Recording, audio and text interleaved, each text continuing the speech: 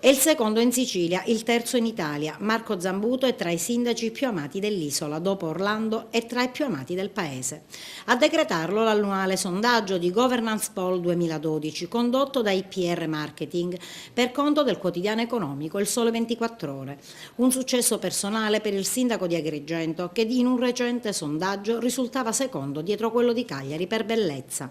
È un riconoscimento importante che vi devo dire paga anche di tanti momenti difficili, tanti sacrifici, di tante amarezze, però è un dato che conferma un rapporto forte, indissolubile con la città, un rapporto vissuto in prima linea con la città in momenti anche e soprattutto come quelli che stiamo vivendo di grande difficoltà, però che vi devo dire ripaga veramente di tantissimo, energie profuse a servizio di Agrigento.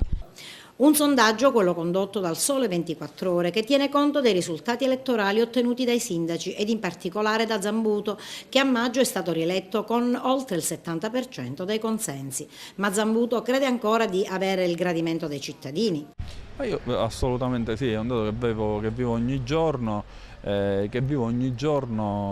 nella mia città, ripeto, nonostante le difficoltà che ci sono, perché poi alla fine le persone si possono sicuramente lamentare per condizioni di vita difficili, però alla fine poi non si trovano nessuno con il quale parlare.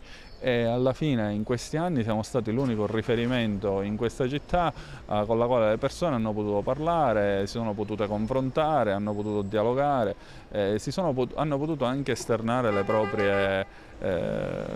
proprie amarezze, però hanno trovato qualcuno con il quale parlare. È sbagliato, perché non merita il terzo posto, l'ultimo merita.